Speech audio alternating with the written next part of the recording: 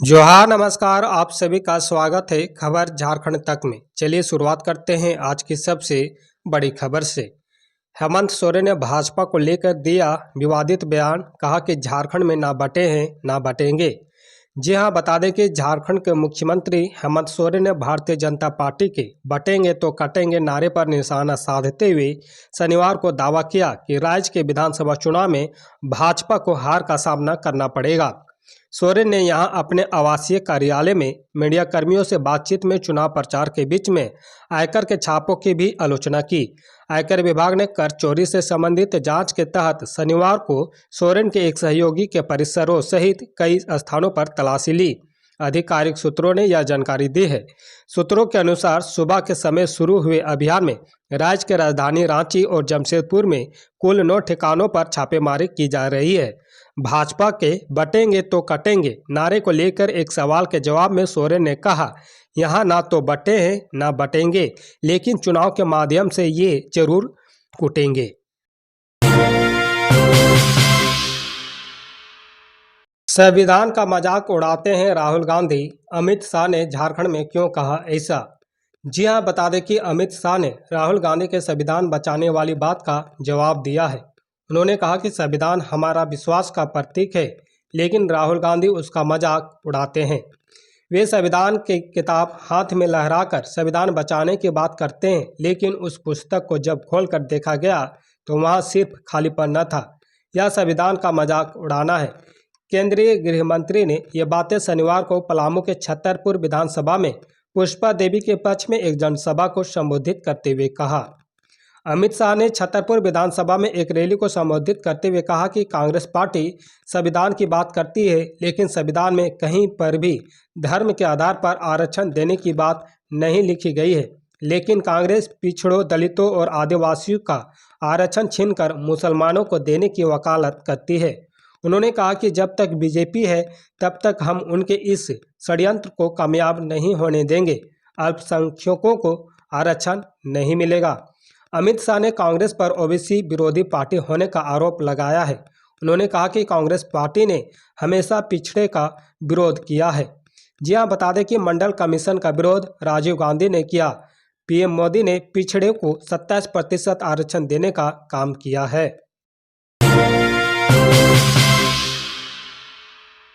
Sarna code को मिलेगी मान्यता, सीजीएल परीक्षा होगी रद्द। झारखंड विधानसभा चुनाव से पहले आजसू का वादा। जी हां, बता दें कि झारखंड में आजसू पार्टी अध्यक्ष सुदेश कुमार महतो ने कहा कि हमारी पार्टी अगर सत्ता में आती है तो सरना धर्म कोड को मान्यता दी जाएगी। धांधली को देखते हुए स्टाफ सिलेक्शन कमीशन द्वारा आयोजित सीजीएल परीक्षा को रद्द किया जाएगा। आजसू ने कहा कि सरकार की जमीन पर बने सभी कंपनियों में 75% पद स्थानीय लोगों के लिए आरक्षित किया जाएगा। हर प्रखंड में नियोजनालय की स्थापना की जाएगी, जहां सभी बेरोजगार युवक युवतियां को रोजगार, नौकरी, इंटर्नशिप व सहयोग राशि के लिए पंजीकृत किए जाएंगे।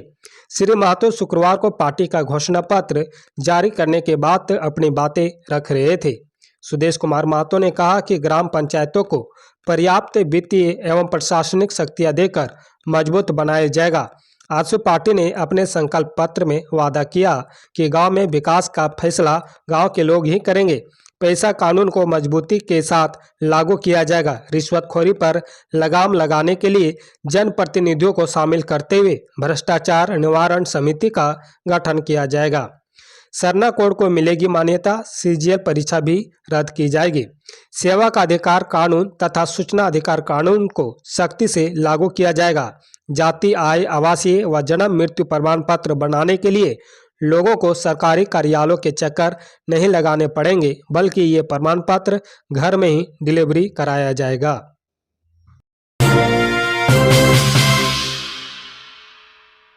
बाघमारा में राहुल गांधी ने मोदी सरकार पर जमकर बरसे, कहा कि पीएम नरेंद्र मोदी सिर्फ बड़े बड़े भाषण करते हैं लेकिन करते कुछ नहीं है।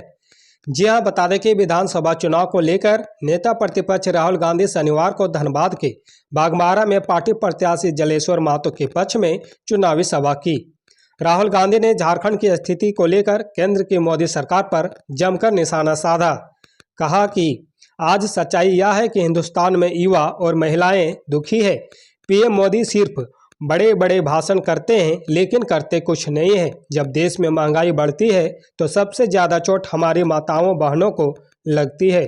उन्होंने कहा कि नरेंद्र मोदी ने हर चीज़ पर जीएसटी जोड़ दिया है। टैक्स का पूरा ढांचा देश के गरीब लोगों से पैसा लेने का तरीका है। राहुल गांधी ने आगे कहा कि उद्योगपति अदानी आपके बराबर कर चुकाते हैं लेकिन उन्हें धारावी की 1 लाख करोड़ रुपए की जमीन सौंपी जा रही है। देश में करीब 50% ओबीसी, 15% दलित, 8% आदिवासी और 15% अल्पसंख्यक वर्ग के लोग हैं। लेकिन आपको देश की बड़ी बड़ी कंपनियां मैनेजमेंट में ओबीसी, दलित और आदिवासी वर्ग का व्यक्ति नहीं देखने को मिलेगा। राहुल गांधी ने रैली में आगे कहा कि एक बार मैंने देखा कि नरेंद्र मोदी तार के पीछे खड़े एक गरीब बच्चों से झिझक कर मिल रहे थे। हिंदुस्तान के पीएम मोदी गरीब, किसानों, दलित, पिछड़ों, आदिवासियों के पास जाते ही नहीं है। वे कभी किसी गरीब के यहाँ शादी में नहीं गए लेकिन अंबानी के शादी में चले गए। इससे पता चलता है कि वो आपके लिए नहीं है बल्कि बड़े बड़े अडानी अंबानी के लिए काम करते हैं।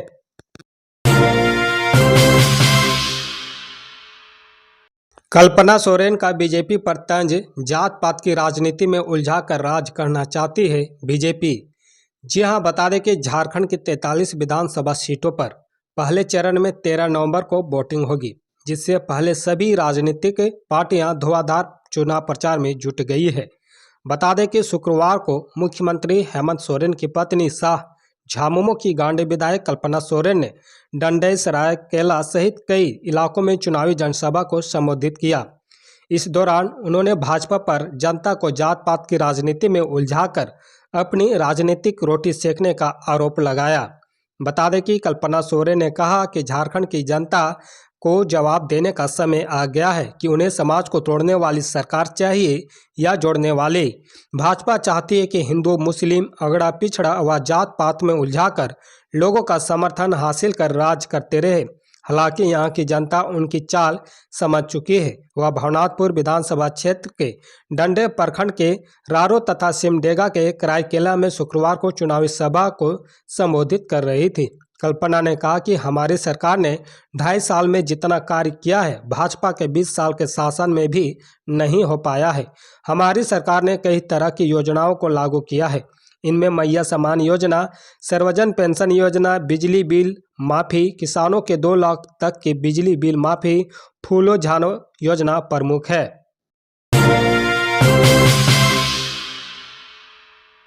पीएम मोदी आज झारखंड में 2 चुनावी रैलियों को संबोधित करेंगे। 2 चरणों में होगा चुनाव। जी हां, बता दें कि पीएम नरेंद्र मोदी रविवार को चुनावी राज्य झारखंड में एक बृहद रोड शो करने के साथ साथ 2 रैलियों को संबोधित करने का कार्यक्रम है। एक भाजपा नेता ने कहा कि पीएम मोदी कल दोपहर 1 बजे बोकारो में एक सार्वजनिक रैली को संबोधित करेंगे। उसके बाद दोपहर 3:30 बजे गुमला में एक अन्य रैली को संबोधित करेंगे। बता दें कि फिर वह रांची में एक बृहद रोड शो करेंगे। रोड शो में शाम करीब 5:15 में ओटूसी ग्राउंड से शुरू होकर न्यू मार्केट चौक पर समाप्त होगा। मोदी बोकारो के चंदन क्यारी में भाजपा उम्मीदवार और झारखंड विधानसभा में नेता प्रतिपक्ष अमर कुमार बावरी के लिए प्रचार करेंगे। गुमला में वह भाजपा प्रत्याशी सुदर्शन भगत के लिए वोट मांगेंगे। झारखंड की 81 सदस्यीय विधानसभा के लिए 13 नवंबर को और 20 नवंबर को मतदान होगा, जबकि मतों की गिनती 23 नवंबर को होनी है।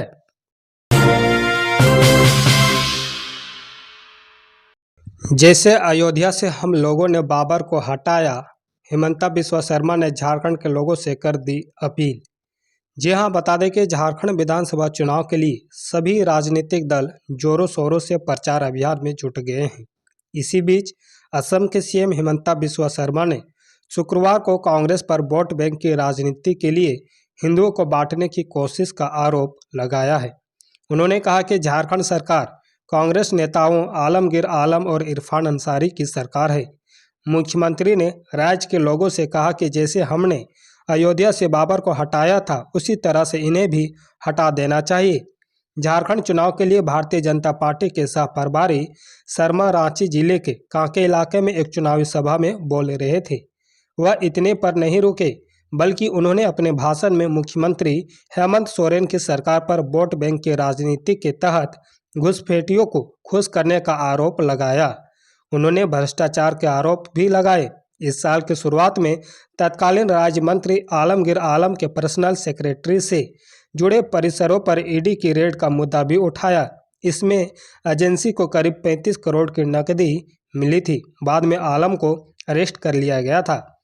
शुक्रवार को मुख्यमंत्री हिमंता बिस्वा शर्मा ने कहा कि ये जेएमएम की सरकार हमारी सरकार नहीं है, ये आलमगीर आलम का सरकार है, ये इरफान अंसारी की सरकार है।